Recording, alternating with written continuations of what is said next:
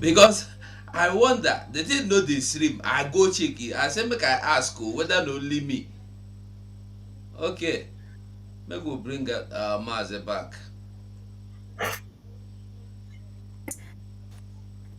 And northern I'm provinces, afresh thereby creating the colony and protectorate of the of block money. Nigeria on January 1st, 1914. The British had only one thing in mind while carrying out the amalgamation. The British had only one thing in mind while carrying out this particular amalgamation of 1914, that we have written to the world, we have written to United Nations, we have written to United States, we have on Twitter. Join us on Enter Biafra. Thank you very much. Alright, those of you watching on Twitter, we're going to cut you off. Always remember to join us on Enter Biafra. Thank you. Alright, so I want you to pay attention very, very attentively. Thus, making the Union a sham, so to speak. With the foundation Making the Union a sham. What it means is that the 1914 Union was a sham. Now, you are going to see what sham has done to the people of the indigenous people in Nigeria. I want you to listen to the sham. What sham does to people. laid, Nigeria continued to grow and develop with agitations by Nigerian nationalists. Nigeria continued to grow in agitation by Nigerian nationalists. We are not Nigerians. We are growing in agitation. The agitation continued today. It did not stop. It did not start from Simon Ekpa. For an independent state. In response to the growth of Nigerian nationalism and demands for independence, successive constitutions legislated by the British government moved Nigeria towards self-government on a representative and increasingly federal basis. In 1954, the colony became the Autonomous Federation of Nigeria. By the middle of the 20th century, the great wave of independence was sweeping across Africa. Thus, 46 years after the amalgamation, Nigeria became an independent on October 1st, 1960. When Nigeria gained its independence in 1960, the whole country was agog with celebration. Little did it know that 6 years down the line, a bloody coup would take place, followed by a counter-coup and even a civil war that would claim the lives of thousands of people. The British Empire had earlier claimed rulership over Nigeria, forming the Southern and Northern Nigeria Protectorates. This was cemented by the amalgamation of the two protectorates in 1914 by Lord Frederick Lugard. The British Empire would go on to rule Nigeria for almost 60 years before the motion for independence would be initiated. In 1958, the British had agreed to yield to the demands of independence. After being under British rule since 1862, Nigeria gained its independence almost 100 years later in 1960. Those who played a key role in achieving this great feat included Benjamin Nnamdi Azikiwe, Amadu Bello, Obafemi Awolowo, Abubakar Tafawa Balewa, Fumilayo Ransom Kuti, amongst others. In 1963, Nigeria became a federal republic with Nnamdi Azikiwe becoming its first president. As of 1963, Nigeria was a diverse country with so many ethnic groups.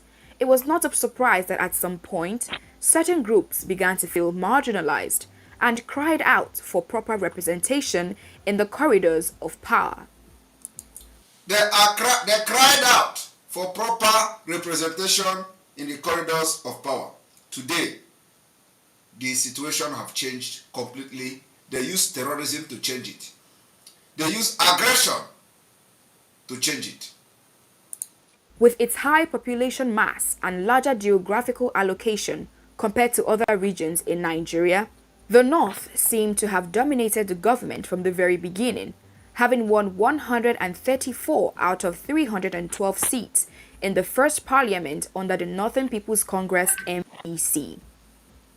The Igbo-dominated National Council of Nigerian Citizens (NCNC) party had followed behind, garnering 89 seats in the parliament, while the Action Group AG, which represented mostly the Yoruba people, got only 73 seats. I want you to understand the division, the ethnic differences, the diversity from the beginning. It did not start from Simon Ekpa in 2023. This is the history of 1966. Within the period, agitations began to arise about the unequal distribution of power across the federation, backed up by allegations of corruption, anarchy, and rigged elections. Agitation began to arise because of the imbalance, inequality, rigging, corruption, fraud, and everything. It didn't start from Simon Ekpa. It did not start from P2B. It did not start in 2023. But today, the anarchy that was witnessed as far back as 1960, they are telling you Simon Ekpa is responsible for all the problem of Nigeria, including the scarcity of Naira note. Simon Ekpa is responsible. They accuse Emefiele for working for indigenous people of Biafra, for working with Simon Ekpa to hijack the central bank of Nigeria and turn it into IPOB property. Emefiele was under investigation by DSS just before the election.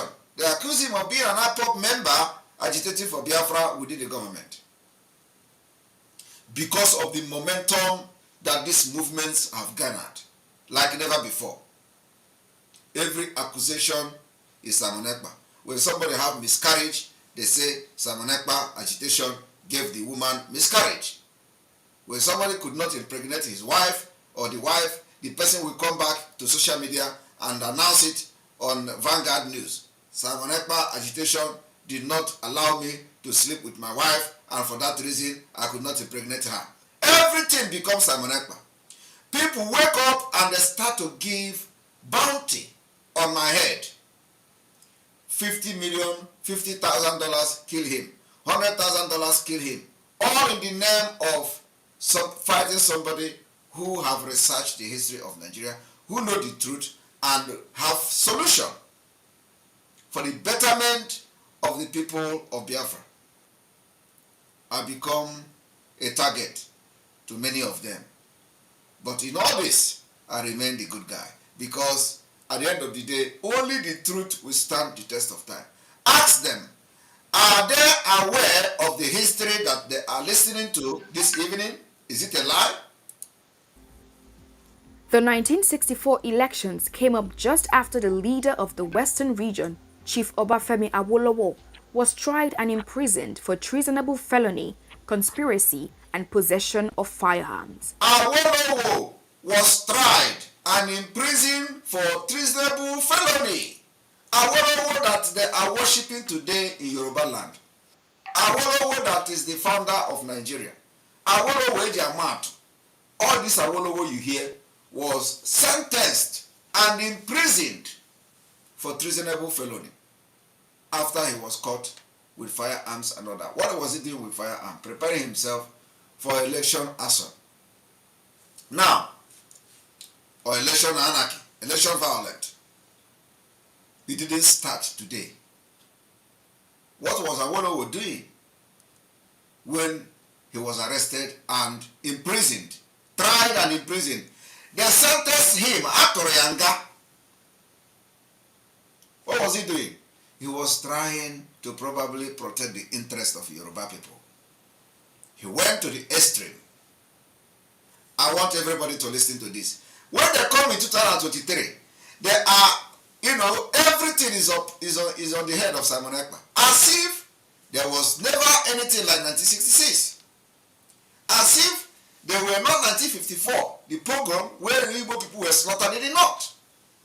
As if Ndi Igbo and the Biafra people have been treated like other Nigerians. As if there were no problem before 1999.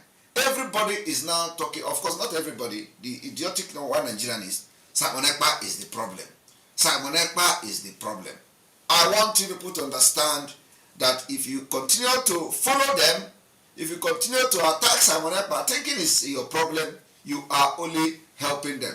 If you continue to claim you are for Biafra, but Simon Ekpa is an agent of Nigeria, you are only helping them to destroy Biafra. But you cannot destroy Biafra because we have actually defeated all of you. But I want those who are still hanging on the face, looking for what to hold their hand on. Are you aware of this history? Those who say, sit at home is evil. Sit at home. You are destroying our... No! We have actually found the solution to our problem. Nigeria is not a country you are going to fight with coming to street to demonstrate. They're going to kill everybody. So we have now find a means to fight Nigeria internally. And I don't have no steady. I don't have no internally. I don't have no externally. And I don't have no in diaspora. That's what we are doing. It is called multi-faced war. Multi-faced war.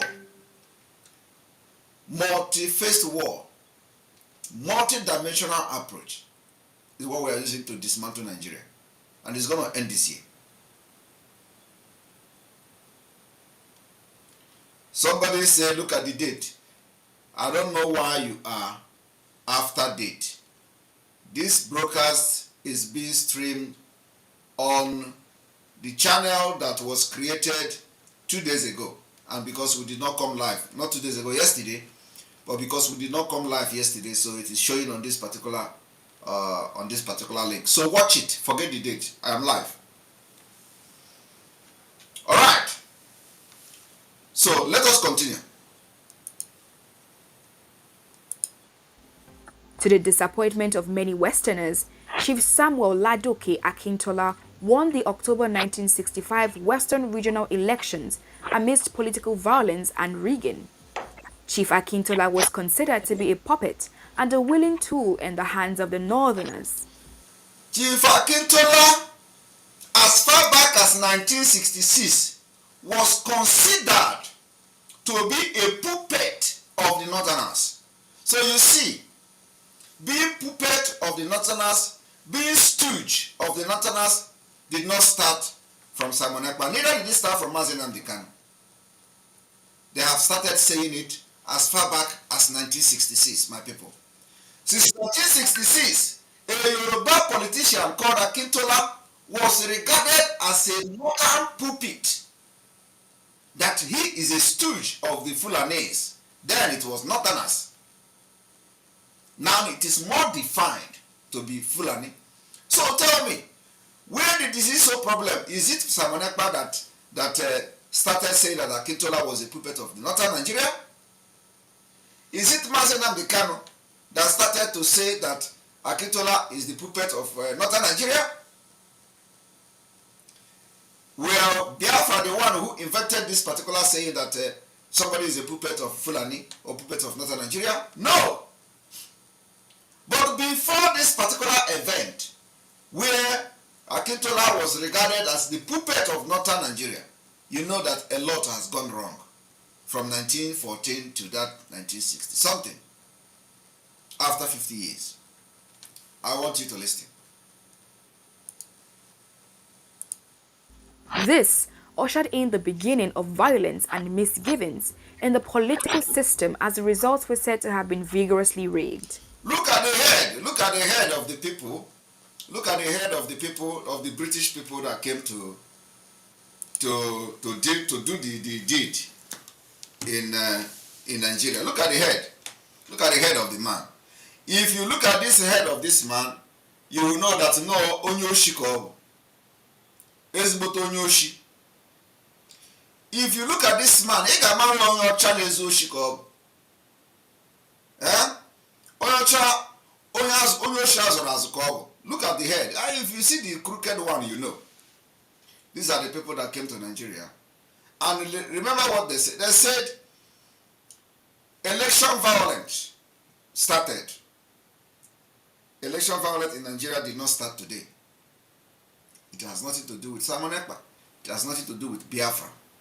It has to do with the faulty foundation, slavery foundation laid on Nigeria, as they called it, 1914 amalgamation.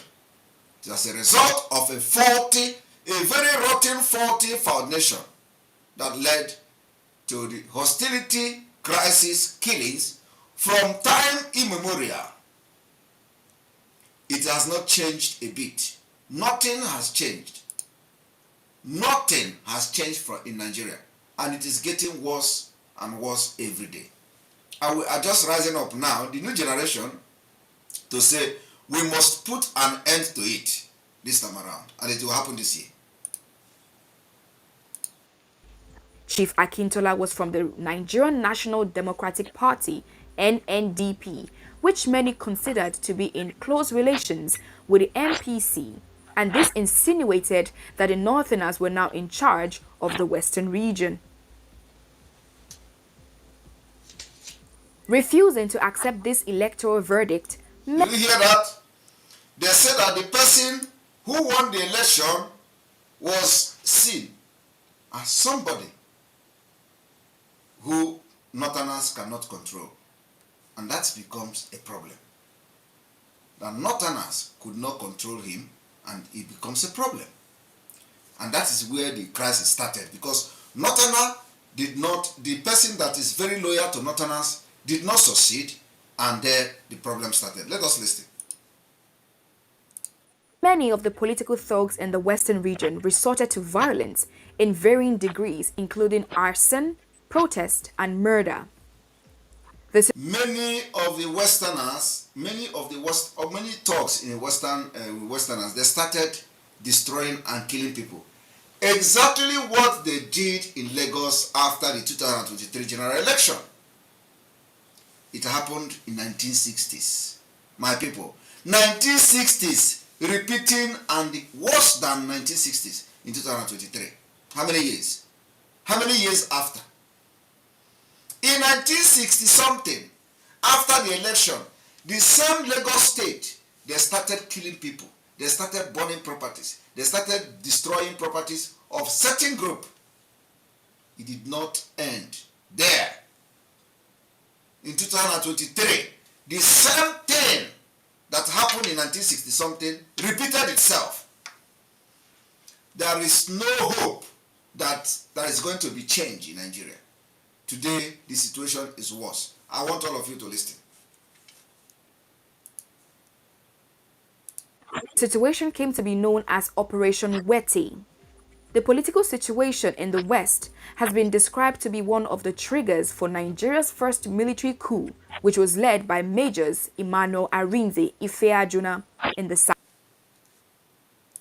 south and Patrick Chukwuma Kaduna Nziogu in the north. Now, that particular killings and destruction of properties that you saw in 2023 was exactly what they did in 1966, leading to Igbo high-rank officers to rise up against it. Today, if I happen to be in Nigerian military, believe me, if I happen to be in the Nigerian military and the properties of Igbo is being destroyed in Lagos, properties of their market is being destroyed in Lagos, and they are being attacked and killed in Lagos, and this agitation is going on, I would have done the worst coup. I am telling you the fact. If I happen to be in the Nigerian army today, I would have done the worst coup ever. I am telling you the fact. I will do it. Exactly the same thing. The only difference is that I am not in the Nigerian army today. I am doing it from diaspora. And I'm going to do it better than those who did it in the 60s. They have laid the foundation. Now listen.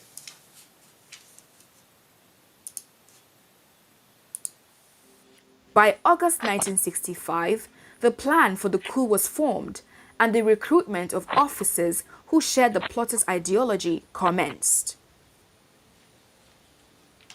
Now, let us take a look at the main players of the January coup.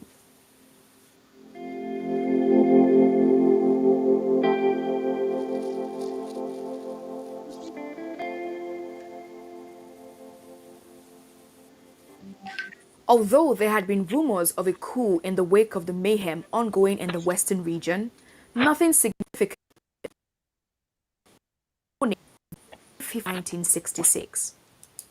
Those who actively carried out Nigeria's first military coup include Emmanuel Ifeajuna, Kaduna Nzeogu, Adewale Ademoyega, Timothy Onwatuegu, Chris Anuforo, Don. Now, you listen to the name called Emmanuel Ifeajuna.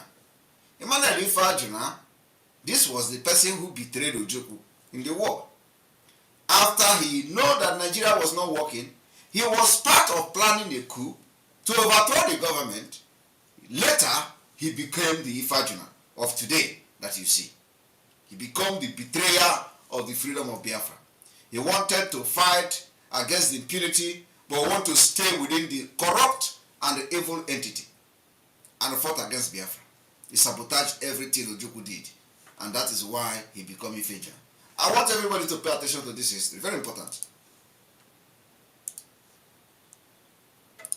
On Okafor, Humphrey Chukwuka, Emmanuel Nwobosi, Ganiyu Adeleke, John Atom Pera, Fola Oyewole, and Ben Bullier.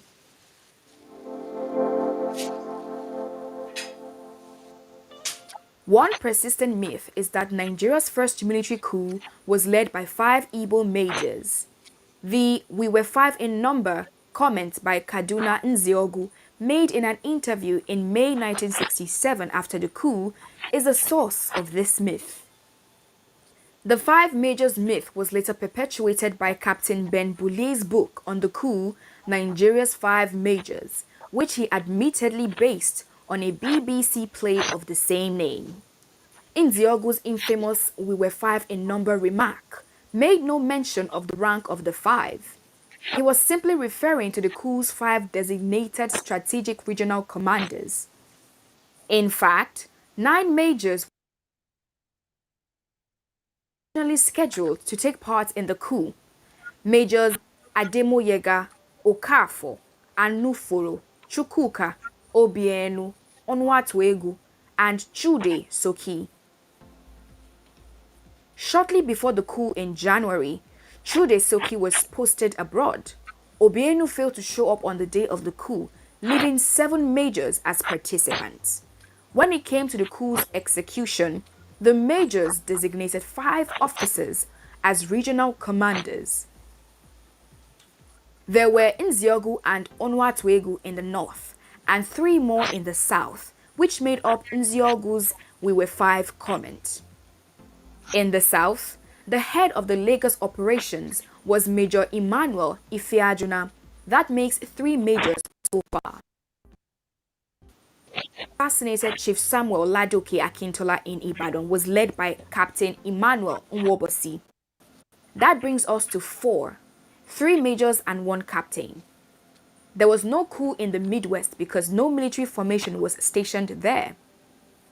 Lieutenant Jerome Oguchi, however, was dispatched to the east to arrest the premier of the eastern region, Michael Okpara.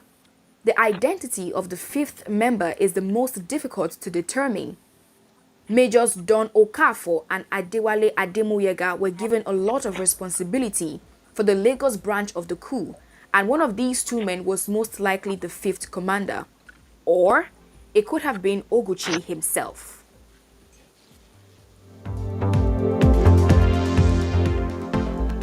Now, we will stop this particular history from here, and we'll go to the next segment connecting this particular history today. Having listened to the brief history of crisis, electoral violence, killings, murders of Igbo people and Biafra, the injustices being meted by Nigeria state, controlled by the Fulani British and all that, led to the first coup of 1966, which they tagged Igbo coup, which was a lie. Today, we have come again. I am just making references to how history has repeated itself. You have seen the end and the outcome of the so-called 2023 general election, which witnessed the killings and burning of properties of Ndigbo. Now they have metamorphosed to demolishing the houses of Ndigbo in Lagos. This is exactly what happened in 1966, leading to the coup. Today, we are not talking about the coup. We are talking about exiting Nigeria. And we see that many Biafrans, are being pushed to go and start fighting our Eastern Security Network and Biafra Liberation Army in the East and in the South. And we are making a call today. We have posted it on social media, on Twitter today. That from today, the 4th day of May 2023, we are recalling all indigenous people of Biafra, all blood-carrying Biafra in Nigeria Army being posted to the eastern part and the south part of Biafra to resign. If you are a Biafran and you have been posted to Biafra land, resign. If you are a policeman and you are serving Nigeria police in Biafra land, resign.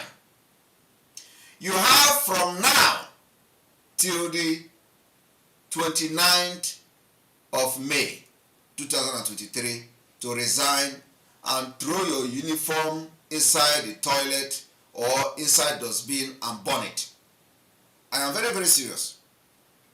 Biafra people are liberating themselves, and any visibility of Nigeria in Biafra land, those who have come to kill us, the occupiers of our land, those who have enforced disappearance of Biafrans, those who have been burning our communities, killing our women and our children, those who have come to help the Janjaweed, the Islamic State of West Africa, to kidnap and kill people in our land, wearing Nigeria Army uniform, Nigeria Police uniform, the Civil Defense, DSS, and name it. You have from the 4th of May to the 29th of May 2023 to resign if you are posted to Biafra land. Don't take this particular announcement as a joke. If you are a Biafran and the blood of a Biafran is running in you and they post you to Biafra land, resign. Resign. If you do not join the Biafra liberation to liberate for the freedom of our people, you may not be around to tell the story. Because everybody that is coming to Biafra land, being posted to Biafra land, you are not being posted to come and come and start fighting crimes. No. They are not posting you to Biafra land to come and start arresting cyber criminals. No. Your purpose of coming is to come and kill our people, to come and start enforcing the disappearance of our people in order to protect your one Nigeria. So, we have been giving this particular announcement before, but things have changed. It is not like before. A lot have changed. We have upgraded the game to the highest level. The game of the liberation of Biafra has been upgraded to the highest level. So we are calling on all Biafrans that are serving in Nigeria Army and you are being posted to Biafra land to resign. I am telling you the fact. Don't allow them to use you to start enforcing disappearance of Biafra people within your own territory. You will not be there to tell the story at the end of the day. Biafra land will swallow you. If after 29th of May 2023 and you are still wearing Nigeria Army or police uniform in Biafra land to kill our people, believe me, the land of Biafra will swallow you. From 29th of May, the land of Biafra will eat you and swallow you up.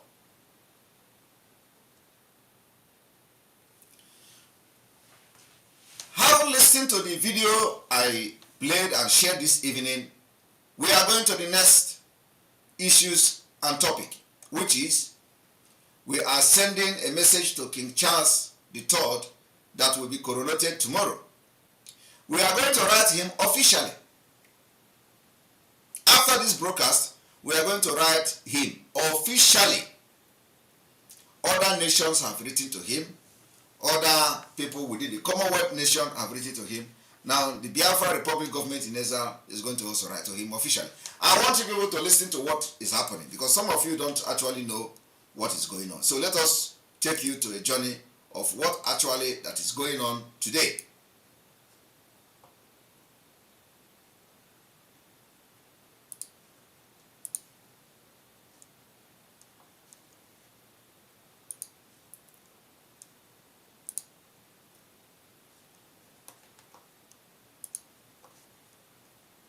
Apologize.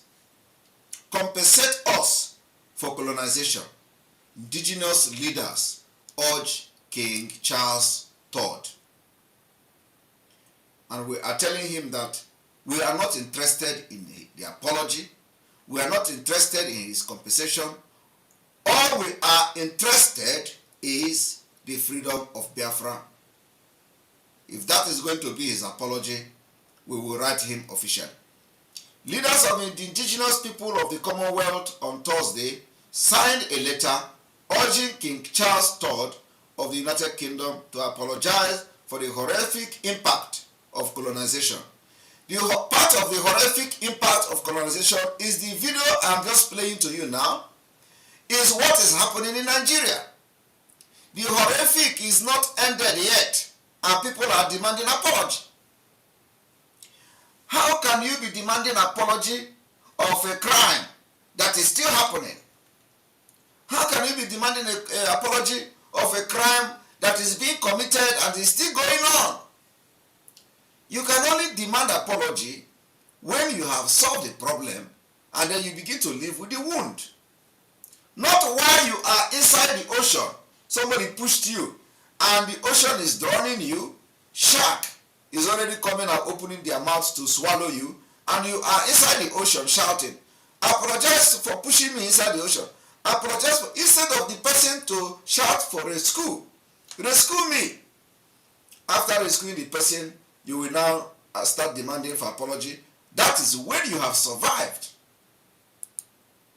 When you have survived, you will now begin to demand apology. How can you be demanding apology when the problem is eating you up and killing you every day? How can you be demanding an apology when there is no peace in Nigeria? How can you be demanding an apology when ordinary election cannot be conducted without people being killed in Nigeria? So, the Biafra people, the Biafra Republic government in exile, we are going to write our own letter. It's going to be very different. Different is that we are not begging for any apology. We are not interested in compensation. We are not interested in anything because the problem have not ended. So we are demanding King Charles III to begin to use his influence and look into Biafra referendum as the only way for peaceful exit of Nigeria. So we don't repeat the Rwanda case. And if it happens that Rwanda repeats in Nigeria, don't blame Simon Ekpa. Don't blame Mazen Amdekano. Don't blame anybody.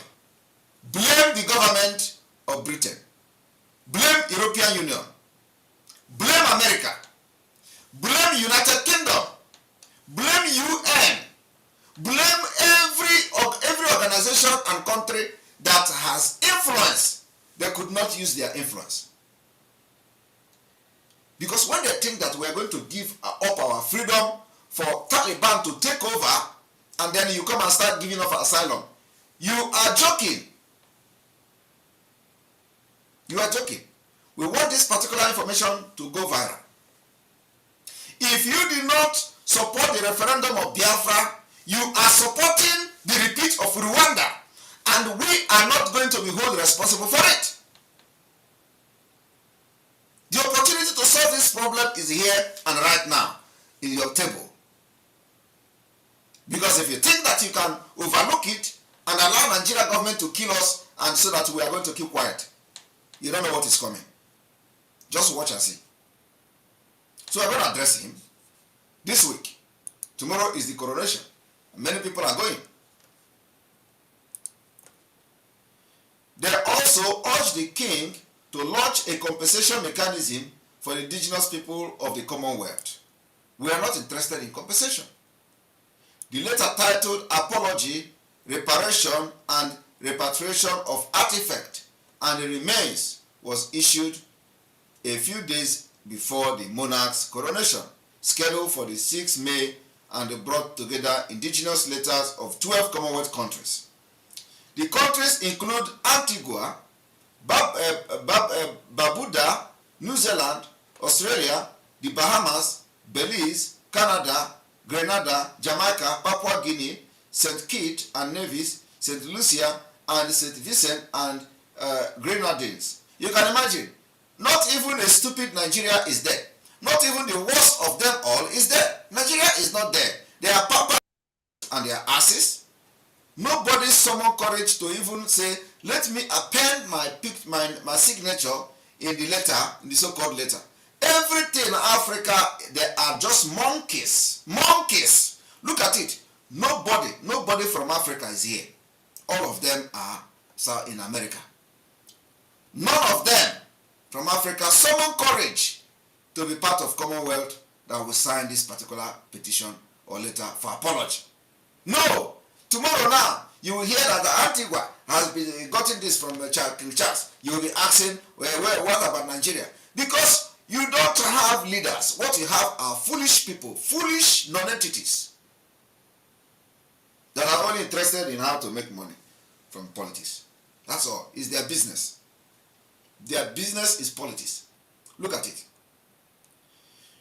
We, the undersigned, call on the British monarch, King Charles III, on the date of his coronation, being the 6th of May, to acknowledge the horrific impact and the legacy of genocide and colonization of the indigenous and enslaved people in this letter read. Where have British committed the worst genocide in the history? Is it not in Nigeria? I am asking you. Where have the British committed the worst colonization fraud? Is it not in Nigeria? The amalgamation document. Amalgamation of 1914 became the highest fraud committed in human history. The genocide against Biafra became the world worst genocide after the Holocaust. Is it not true? Now tell me, what genocide did the British commit in those countries that signed this thing? The people where this genocide was committed, they did not sign it. They were not part of it. That's why the Biafra Republic government in exile is taking that step.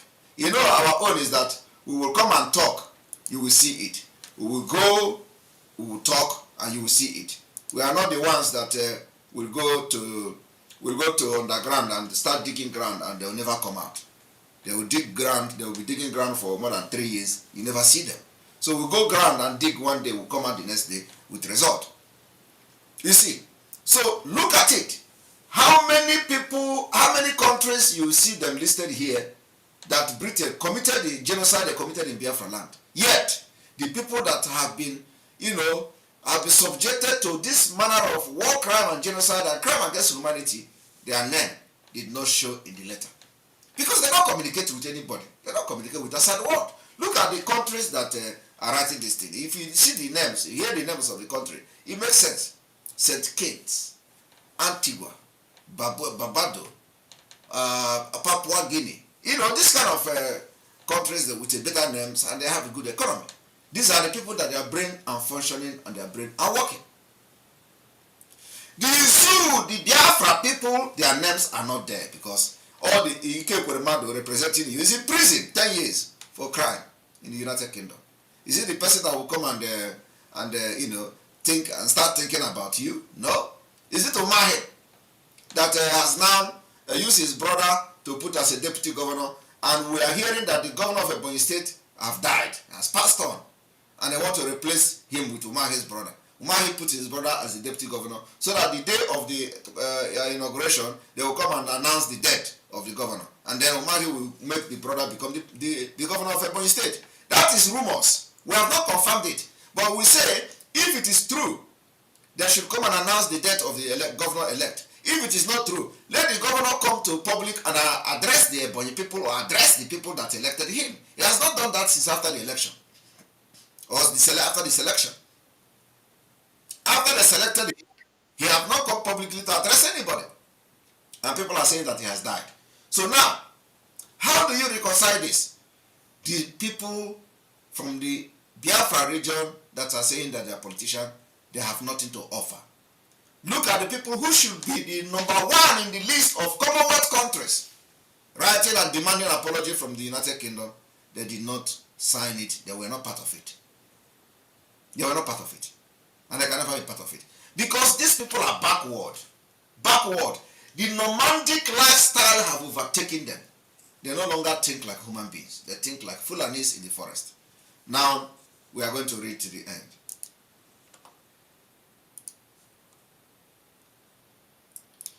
The signed parties called for formal apology as well as for a process of repatriate justice, among other things, asking for the immediate start of the conversation on the enduring impact of slavery. Immediately commit to starting discussion about reparation of the oppression of our people, the plundering of our resources, denigration of our culture, and redistribute the wealth that underpin the crown back to the people from whom it was stolen, the letter read. I want you to understand that this particular letter now is going to be the thing that will break the camel's back. Because the world is waking up. And that's why Biafra is now, have garnered the highest momentum in the history of agitation. Believe me, all this country you see writing this, appending their signature, demanding for this particular thing, have come to understand what the British have done. But what will surprise you is the people that become the worst victim, their names and their signatures are not there. So when they hear that Biafra have risen up from Nigeria to fight for their freedom against the British enslavement, they will have no other option than to support Biafra. If they are truly asking for apology from the United Kingdom, if they are truly have come to realize that King Charles must apologize and they are demanding the return of all the artifacts, demanding compensation for everything they have done, it means that they have no other option than to support Biafra, who have now decided that it is time, that enough is enough, that our freedom must come. Otherwise, they are hypocrites. I am telling you the fact. If all the countries that I have mentioned here did not support Biafra, they are the biggest hypocrites. Because you cannot be writing this and then you don't support Biafra. Am I making sense? But we are getting there. Let us continue.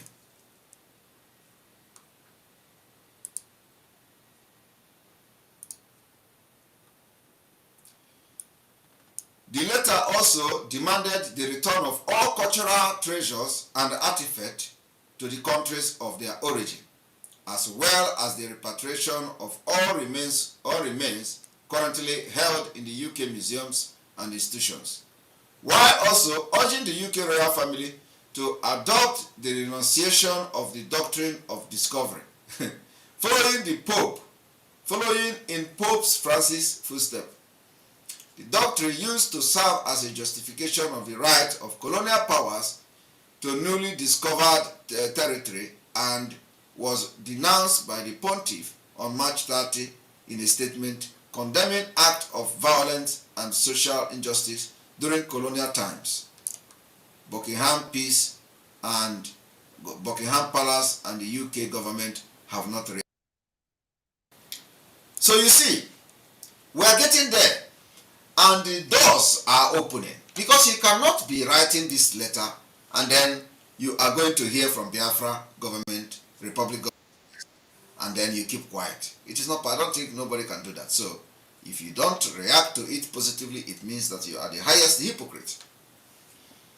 We are going to stop here and take calls from what you have listened to today, and tomorrow we hope to come on time so we can have a proper exposition and analysis. We don't want our broadcast to be lasting more than 1 hour 30 minutes. So for that reason, we are going to stop here, and I believe that you have learned one or two things. When they tell you Simon Ekpa is the problem, refer them back to history, because these people are idiots. They don't know history.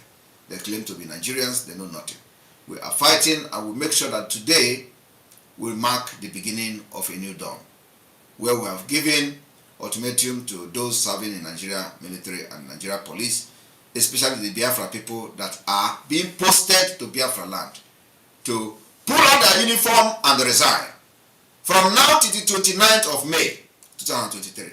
I want you all to understand that our sit at home starts on the 8th of May to 11th of May. The sit at home is very, very important. Do not fall the victim of Nigeria, where they are going to kill you because you come out. They will say Simon Ekpa is enforcing it. Do not come out.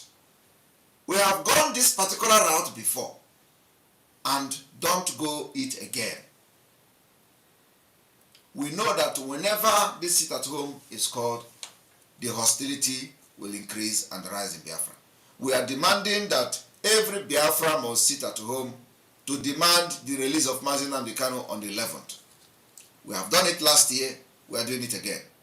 And like I said, after this one, he was not released, or he is not released by the 20th of June this year. If he is not released on the 11th, and then by the 20th of this month, of June 2023, we are going to go on 2-week holiday, on 2-week, sit at home, civil disobedience.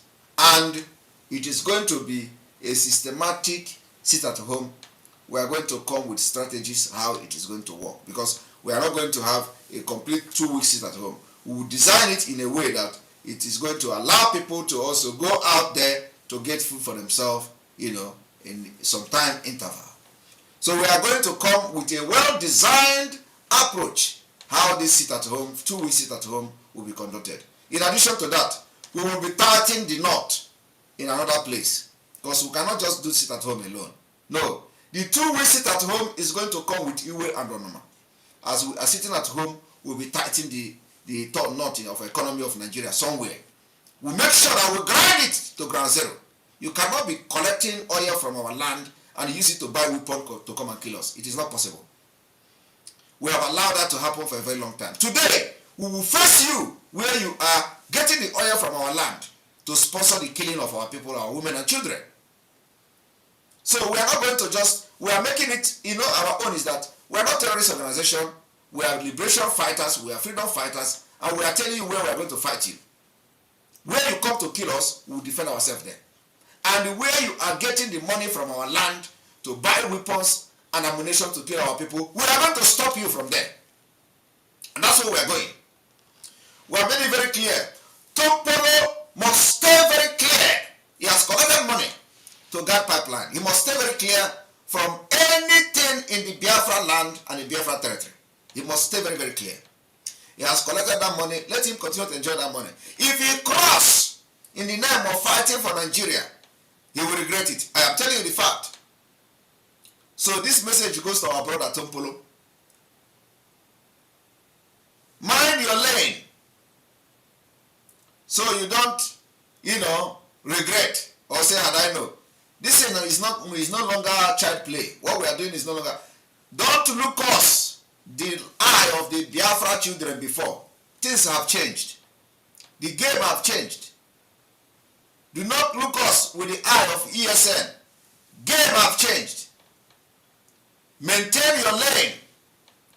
Do not cross. The coastal guard of Biafra is in charge of our coastal region.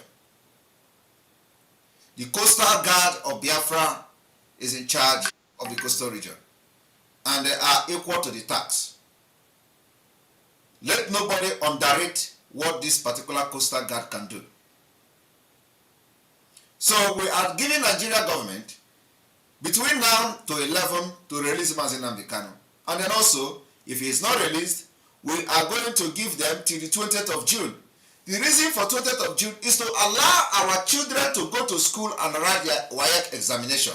I've made that explanation before. The WAEC examination ends on the 20th of June 2023. Immediately after that, we will come with a new strategy if Mazi Nnamdi Kanu is not released.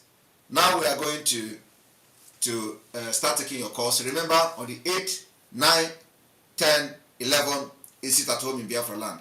Everybody must make sure that this particular announcement goes to all market leaders in Biafra land. All market leaders in Biafra land. It is time to say enough is enough. The way you are being killed in Lagos, I don't think you like it. Nigeria government should know that yes, there are some people fighting for you somewhere. And when we call upon you, all you need to do is to follow instruction. Okay?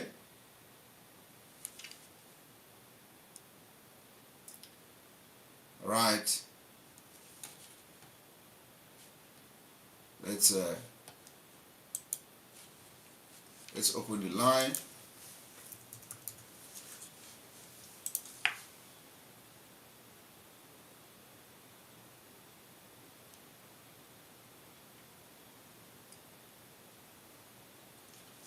And our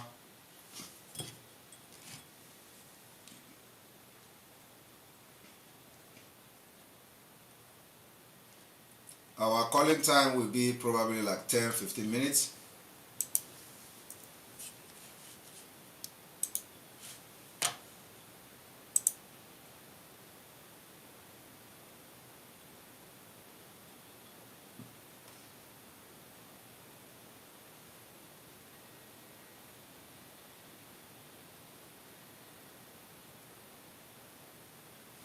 You're welcome to the program. The line is open.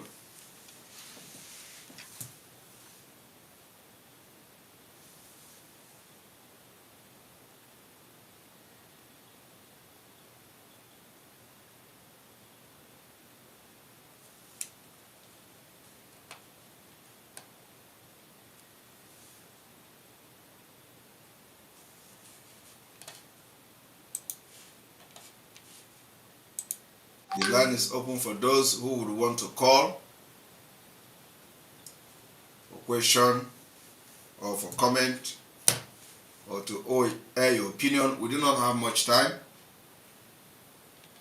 We will have like a five callers. I will call it a day. And I know that today a lot of people were looking for me on Twitter. Yes, I'll be very busy, and probably tomorrow is going to be like that as well. So I hope I will be able to round up tomorrow very well, on time, and we'll be live tomorrow, which is Friday. We may have a different program tomorrow. We are going to have a question and answer sometime in the afternoon. And then after that, we're going to have another normal program in the evening. So tomorrow, be expecting that we are going to come live for question and answer sometime in the afternoon. Don't miss it. Don't miss it.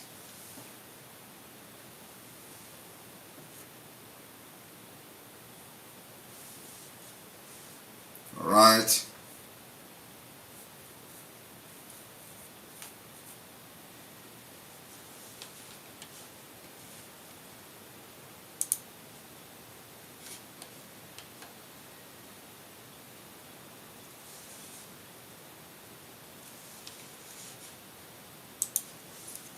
Meanwhile, you have a commercial. You must go and listen to Simon Ekpa, who is doing a very fantastic job. Very great job that Simon Ekpa is doing. Very, very, absolutely fantastic job that he's doing. You must listen to him and share his videos accordingly. Very, very important. He is bringing a new dimension to this very awareness that we are making, and you must listen to him. Very, very important.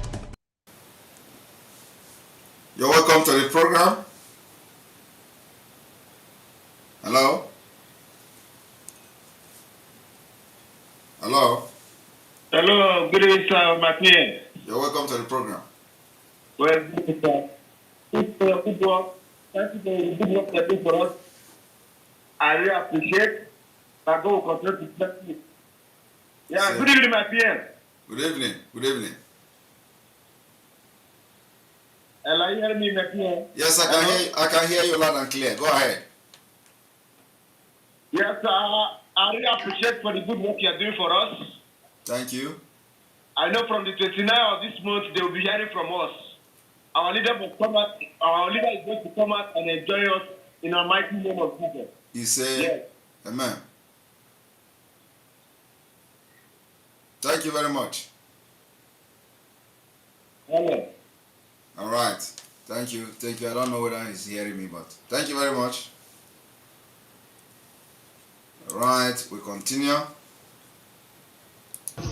The Afghan Taliban we hear have vowed that they are going to help their colleagues here in creating Islamic State in Nigeria and throughout Africa. So we're waiting for them. We're waiting for them to come. So all of you get ready, defend your communities, defend your territories, defend your ancestral homeland. Some people are trying to take your homeland. Look at how beautiful Ondo is. I spent my NYC year here. I taught at Akoko Anglican Grammar School in Arigidi, Ikare. I had a fantastic year. Look at how green and beautiful this land is. They want to take over your ancestral land. If you leave them, they will take over. So please, defend your land. Defend your land with whatever you have. Our leader in the Middle Belt, General Theophilus Yakubu Benchuma, has taught us that we must defend our land. This is the only thing we have to hand over to our children. We inherited it from our ancestors. We are keeping it in trust for our children, and we'll hand over this land to them in one piece. Anybody coming to take your land, you have to face them up. You must defend your land, defend your community, defend your families. Under international law, it is your right.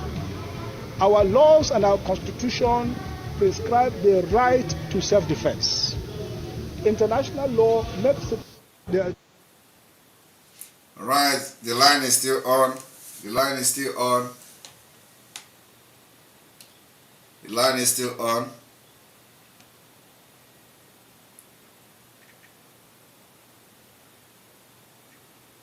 The line is still on.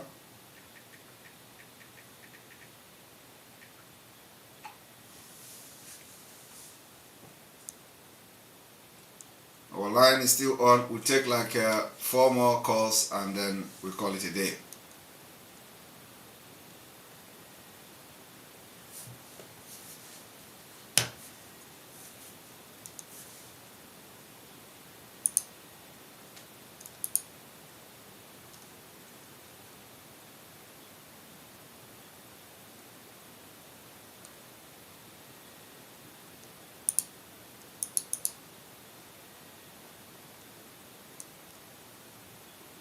Was it love or the great passion for Nigeria or Africa or black people in general that moved the British government to join the two protectorates? Let us not be naive. The British do not make such decisions out of sentiments. It was money. The British amalgamated Nigeria basically due to economic reasons. They knew that Nigerians are different people, and that as soon as they packed their bags and returned to Europe, the country would descend into chaos. But they joined the two protectorates together nonetheless. Everything Lord Lugard did was in the interest of the crown.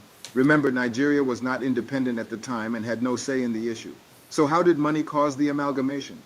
The Southern Protectorate was economically buoyant and so generated more than enough revenue for the development of its territory. This was due to the fact that the people produced enough food, spices, palm oil, and other agricultural products like cotton and sugarcane in abundance, and this was further boosted due to the closeness to the sea. The Northern Protectorate, on the other hand, did not generate enough.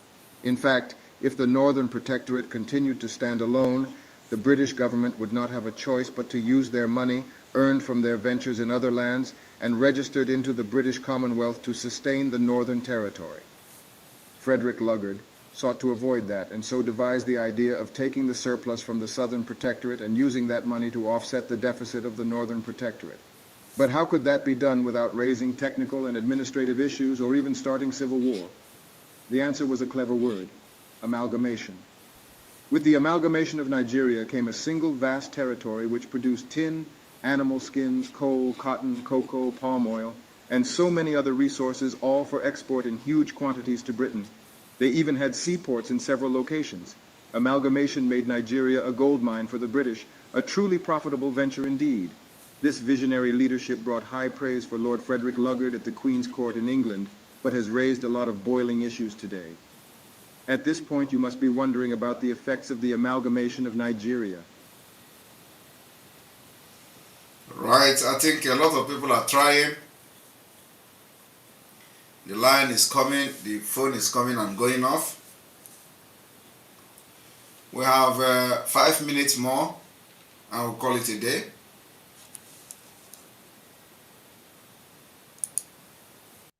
We are saying we want to be free. It is not only Biafra that is going to be free this year. A lot of nations will break. Nigeria is going to break into pieces. And we, the Biafra people, are going to make it possible. I am telling you now, it is not a hidden thing. It is going to happen this year. Those of you who are planning to have election in 2023, which is next month, you are going to fail. We will disappoint you and you will disappoint yourself. All right. I think some people have issues making the calls today, and we're going to end here so I can rest for tomorrow activities and meetings. May God bless you all. May God bless you. May God bless Mazen and Bikano. May God bless Biafra. May God bless Umuada and the husband. May God bless our advisory committee. May God bless government in exile. May God bless the Eastern Security Network. May God bless Biafra Liberation Army. May God bless Sunday Igboho and Co. May God bless all of you. From here, from me, is good evening.